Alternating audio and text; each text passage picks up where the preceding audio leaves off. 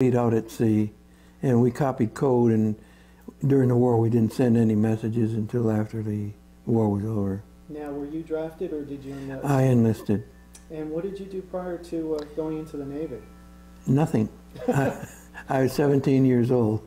Oh, so you were a young fellow? I was a young kid, a young, indestructible 17-year-old. And you grew up here, right here in Connecticut? In West Hartford, Rockville, in central Connecticut. I recall you were born in Rockville, Connecticut. I was born in Rockville.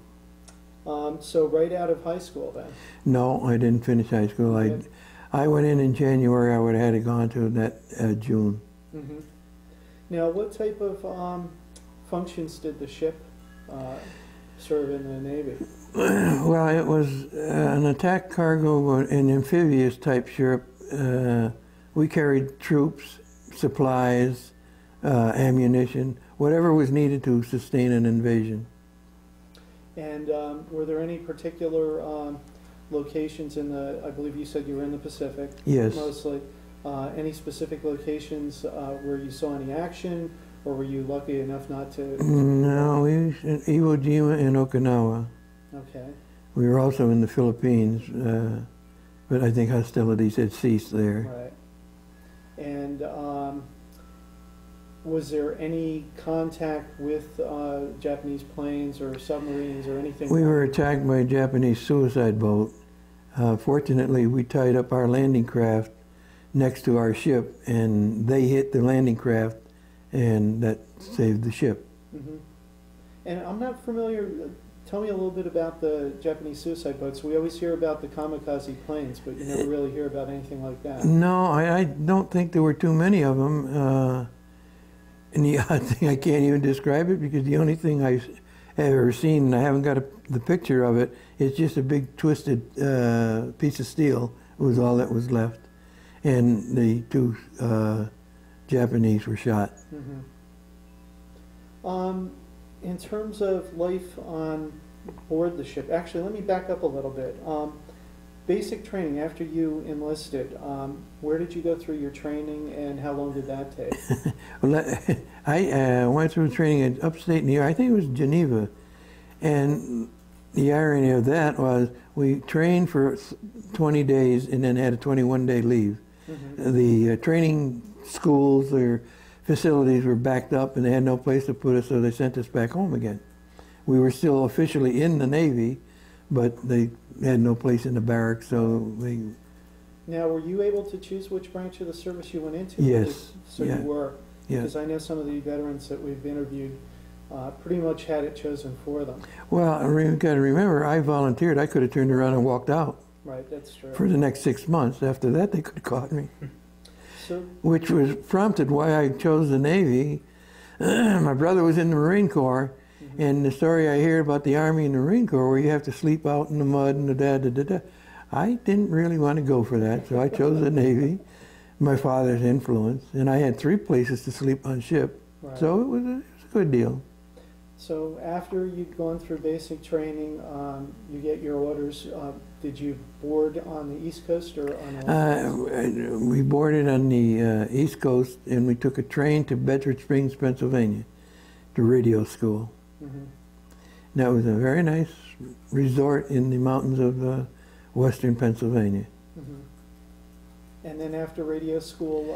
Then we were assigned to the U.S.S. Starr, which was not yet commissioned. We were sent to Newport, Rhode Island. Mm-hmm. And sailed out of Newport? Well, we took some shakedown, some more training and whatnot. No, we went through Chesapeake Bay for special maneuvers and whatnot. We actually came out of Norfolk, Virginia. Mm-hmm. And that's where I got seasick. But you said you eventually, it went away after a while. Well, it lasted from the time we left Norfolk, Virginia to Pearl Harbor. Oh, that's a long time. We did get a reprieve when we went through the Panama Canal. Mm-hmm. And incidentally, I like the both. I went through the Panama Canal in both directions. Right. I also crossed the equator in both directions. And I have a question. When you were in the Pacific, there's an organization, and I forget what it's called, or maybe not even an organization, kind of like a club, where when you cross the international That's date line, just, yeah, that King Neptune. shellbacks and pollywogs. There we go. But that's just Navy tradition. Right. I imagine there's thousands, hundreds of Yeah, thousands. did you go through that? Yeah. Was it a lot of fun? It looks like. Well, it was, really, if you just realize that it was an initiation, and there weren't that many guys that had in the same boat as you, because most of them were raw people, just been drafted or whatnot. But it was a nice initiation. At least it marked the coming out party, I guess you might say. So did you like going west in the canal or east in the canal? I wish I really could pinpoint it, because I was told, and it was by an officer, that the eastern entrance to the Panama Canal is further west than the western entrance, and vice versa. The way the canal had to be built, it came out that way. I don't know if that's true, but it sounds good. So, how long was the trip from Virginia over to Pearl Harbor? Because if you were seasick, that's a long time. It's a long time. We did reprieve itself when we went through the canal. That was all fresh water, Right. nice lakes and everything. But yeah, it was. It was from the time we left Norfolk, Virginia, till the time we hit the Panama Canal. Then we started again the next day, and Right. I was sick until we got to Pearl Harbor. And then for some reason or other, it just got less and less and less, and then it didn't bother me. In fact, the only time I was really started getting seasick is when we were in Korea. Right. In the harbor, the waves were choppy. Mm-hmm. That upset me, but it was good. And did they give you anything to treat it, or? Yeah, they gave me sympathy. No, well, at that time there wasn't much they could do or nothing. Right. No, I can't even imagine being seasick that long. I've been seasick for maybe a couple of hours on a boat, and it's horrible. I can't imagine that duration. We had a fellow that stood watch with me. He was a radar operator named Johnson. He was 6 foot something, 100 and some odd pounds. When they had to take him off the ship and send him back. Mm-hmm. He just couldn't do it. Right. And he had lost something like 50 or 55 pounds or something. So he just couldn't eat and he couldn't hold it. Right. I think that was the secret. I could hold it until the next time. I haven't lost that quality either. I can always eat it. So what was it while you were on ship? What was life like just being on the ship? Well, you either liked it or you didn't like it. It was boring if you didn't like just being on the ship. I liked it. In fact, they're very sympathetic when they tried to keep me aboard ship. They did everything they could to get me over seasickness, because I did enjoy being at sea. Mm-hmm. But there was ship's work, chipping paint, and we didn't do that. We just operated a radio with a typewriter. And Mm-hmm. Now, were you part of, did you eventually become part of a task force? yes, I don't remember. It may be there. No, the task force was going from Panama out to Pearl Harbor. Yes, we were in that big one that went to Okinawa. Okinawa, Iwo Jima. I don't know if we were with the other ones that went to Saipan in Japan. We could have been on the tail end. I doubt it, though. Right.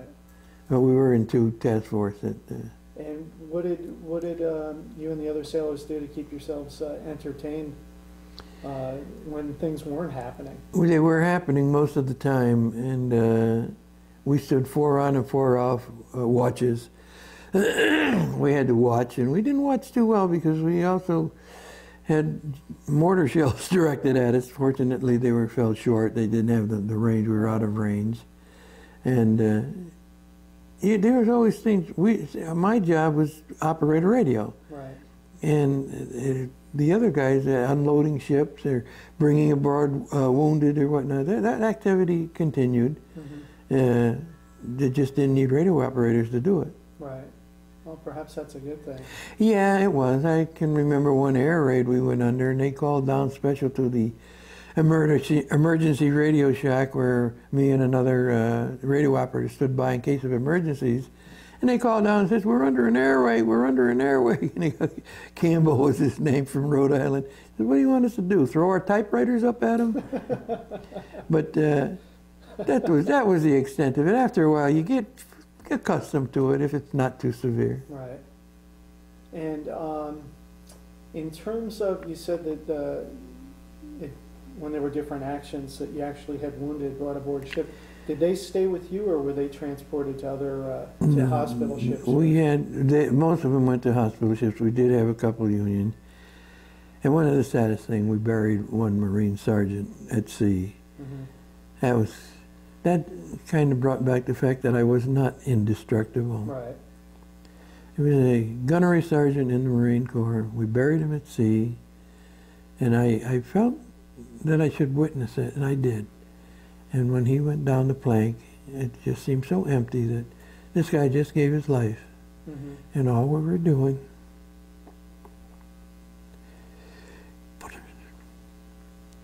he just went in the sea. No fanfare, nothing. Mm-hmm. Would you like us to stop this for a moment? Okay, we're back. In terms of what did you and the other sailors do for fun on the ship? Well, you know, actually during the invasions and regular sailing, when we had cargo aboard, right, which essentially that's what we were, a cargo ship. Our holds that we carried tanks and blah, blah, blah, blah, all that stuff, were rather large. In fact, they would facilitate a small basketball court. And don't laugh.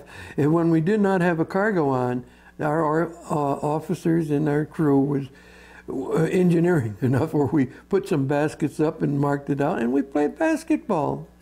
Well, and it was good. Yeah, I went from 185 pounds down to 165 because I had just been laying around doing nothing, right, when there was nothing to be doing.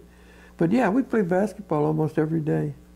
Had to sign up with, yeah, sign up. It was good. So you were, having gone through some of these engagements with the Japanese. I didn't hear you. Having gone through some of these actions against the Japanese on some of these islands, and then eventually getting the news. How was the news relayed to all of you folks that the Japanese had just scream over our radios. Really? Yeah. What was the reaction?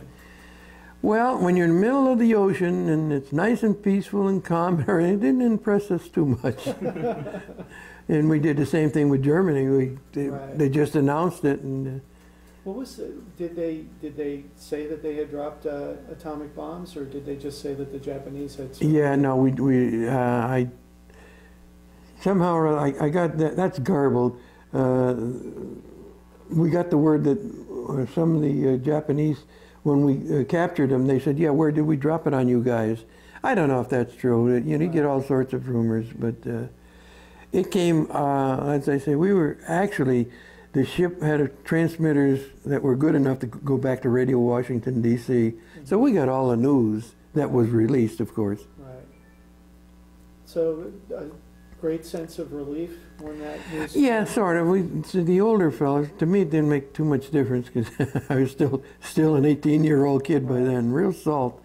But the other guys that were married and had children and what, I could look forward to being released and going home. And yeah, sure, they were there.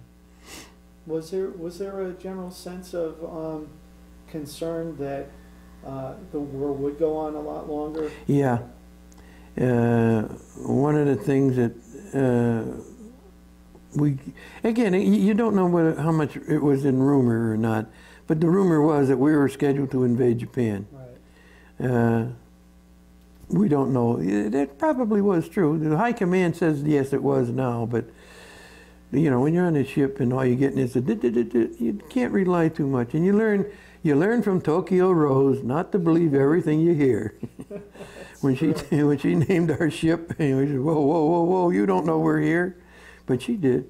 What was it like listening to those broadcasts? Because nobody's ever, any of the interviews that I've listened to or done, nobody really ever talks about her. She was an integral part of the. Well, not for us, because we were too far. We were too divorced from the right. thing, and we were surprised that she even mentioned the ship. Mm-hmm. In fact, I think it's in that. Yeah, I think it's in there. I'm not sure, but yeah, they. So you know, you got to take it with a grain of salt when you see many of the aircraft carriers that we came up with from the Philippines and whatnot. They were all with us, and we looked at that thing. And, you know, you could almost walk across the ship. There were so many of them. You know, it was not a little bitty campaign. It was a major, major, major. Mm-hmm. In fact, until D-Day in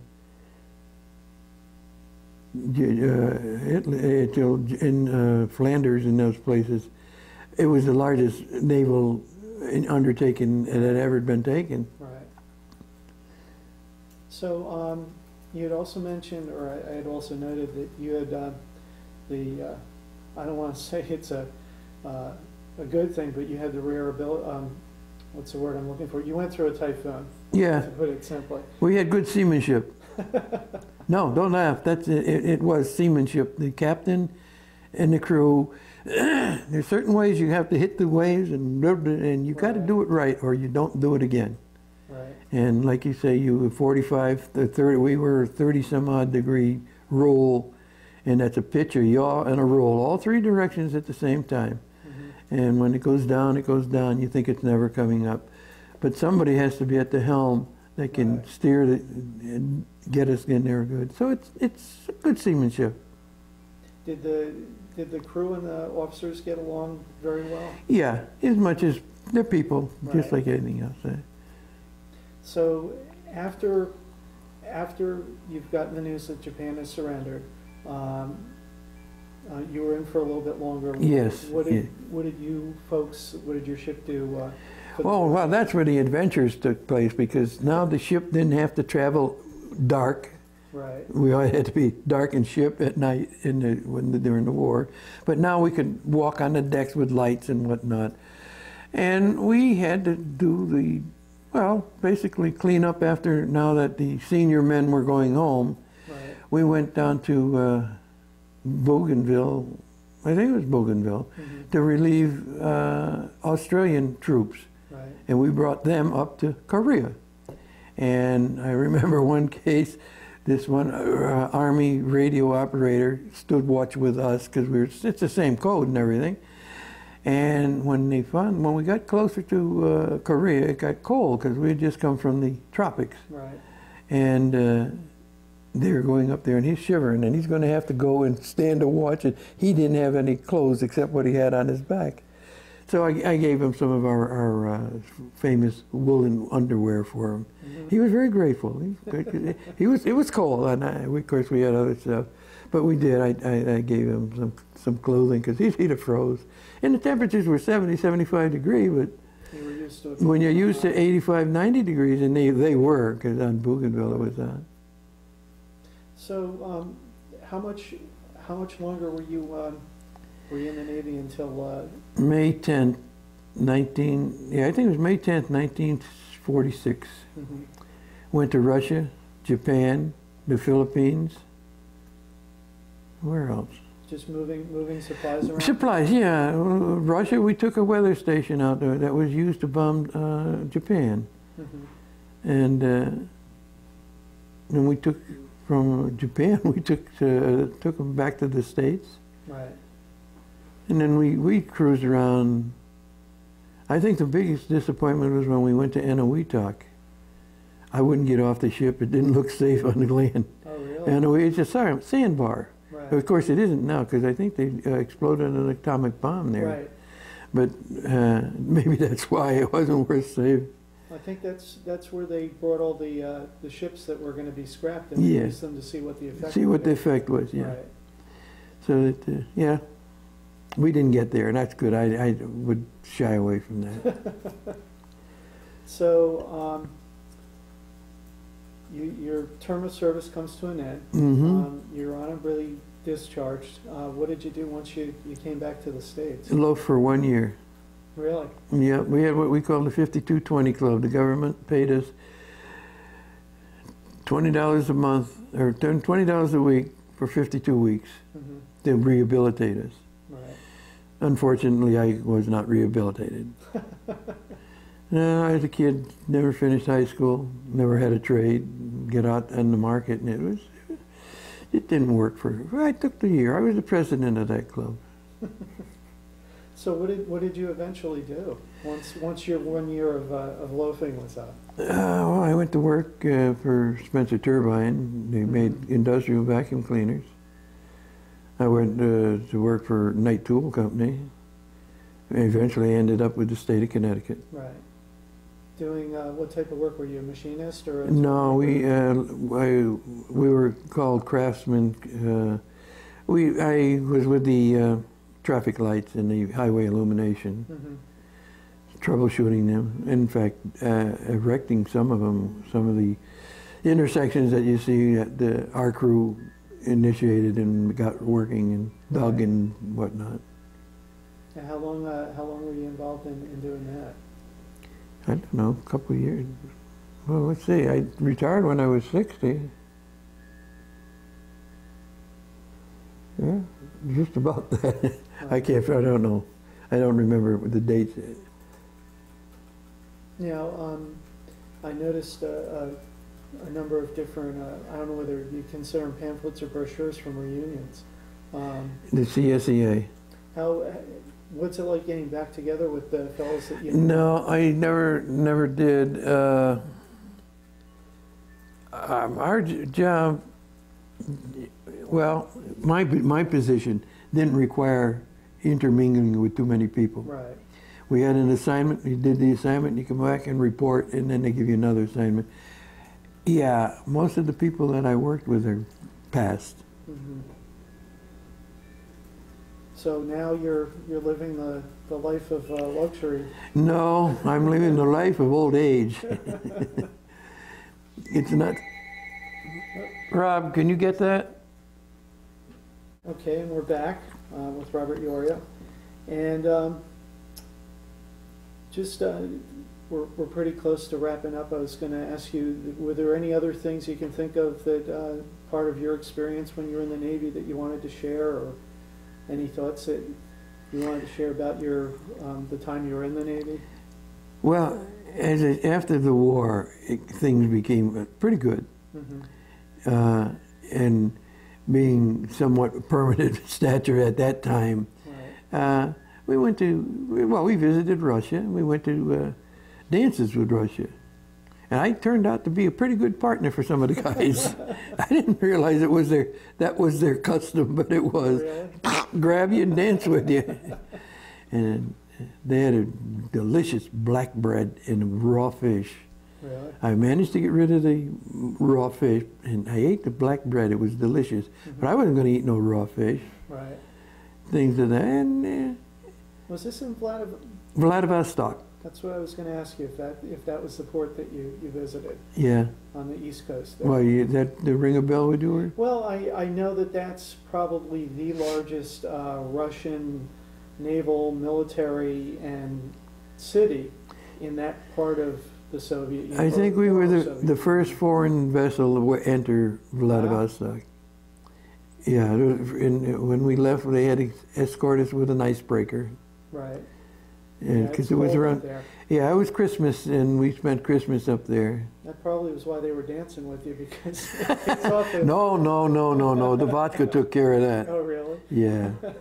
It took two of us to navigate back to the ship. And it's a good thing, because they were going to pull out whether we were there or not. Oh, really? Oh, yeah. Well, you would have been eating raw fish whether you wanted to. Whether I wanted to, or either that or digging salt. True. Because they didn't... cater. They didn't care whether you were American or whatnot. They looked at me. Well, in fact, one guy, he was about as big as you. He wanted to box with me. Hey, are you crazy? But, that's the way things went. Right.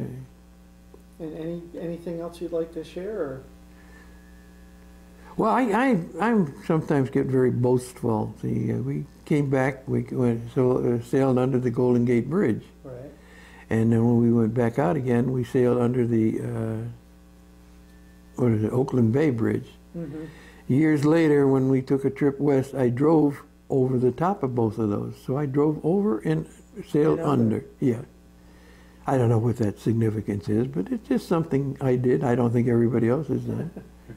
So when you were discharged, were you discharged on the West Coast, or did you come back east? Lido Beach up in Long Island. Okay. That was an experience. There's 4 of us standing there waiting to get an okay, and they were giving blood samples, and we were talking to each other, and all of a sudden, the guy on my right went down, and then I looked over, and the guy on our left went down. The other fellow says, "Let's get out of here before it's catching." Did you know what caused that? Or? No. No? No. That's strange. Maybe it was the sight of blood. I have no idea, really. But I thought it was ironic that we brought... One thing I forgot about, because we were focusing on the military part, while you were on board, did you have the ability to correspond with your family back here in the States? Only by letter, postal service, the same. And how frequent was that? Not very. Really? There wasn't much. Well, as I said, what was there to write about? We didn't, unless we were on maneuvers or in actual combat, there wasn't much for a radio operator to do. Study, which I never did, regretfully. And you did say you had siblings who were also involved in that? Yeah, I had a brother that was a Marine Corps, in the Marines. He went, I did get to visit him on Guam. I found out he was there, asked permission to leave the ship and looked for my brother and gave him the address, and they verified it, and they gave me permission to leave the ship. Right. There I almost ran into trouble, because when going to where he was stationed, one of the natives offered me a ride, and that was taboo. You're not supposed to talk to the natives. Right. Hey, why? Yeah, but I did, and nothing happened, except my brother was worried that they'd come looking for me.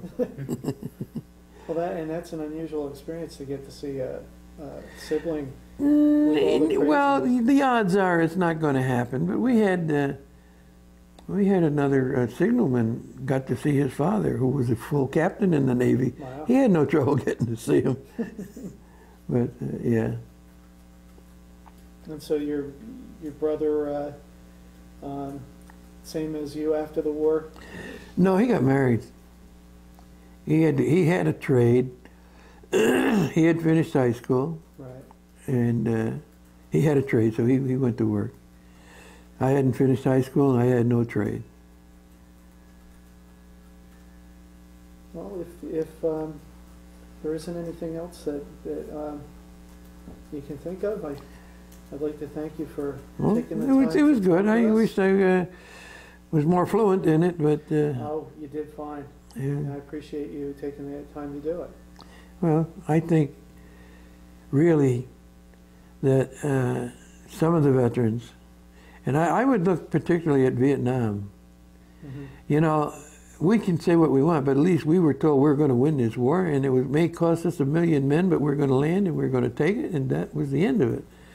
Those poor guys never had a shot. Korea was the same. They didn't put the force that they should have. Right. If you're going to go into a fight, go in to win it. Right. Yeah.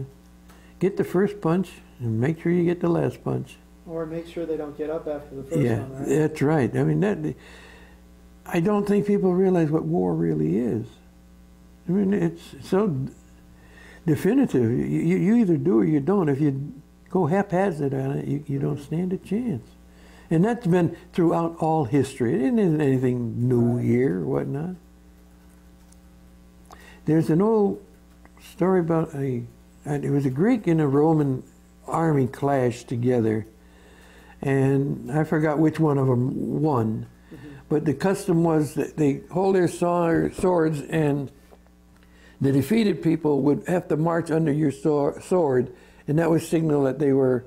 Right. And one of the older generals went to the top general. He says, "Don't do that." He says, "Do one thing: either kill them or put them in your own ranks." He says, "Because you can't kill the idea. If you don't kill them, they'll kill you." And it turned out they merged and they become one of the big heroes in history. But it sounds logical. You know, if you're going to get the guy, get him good. Well, if you think about it, you look at Germany and Japan now, and they're as close to us as just about anyone else. Yeah. At least economically. So yeah, amazing. That's true. It's amazing how adversaries of that caliber can. I had a friend that worked for Spencer Turbine. He says, "Bob, if you want to get ahead, Fight a war with the United States. Make sure you lose. Right. And I guess he's right. Well, I'd like to thank you very much. And You're welcome. enjoyed taking the time to talk to you. Yeah. Yeah.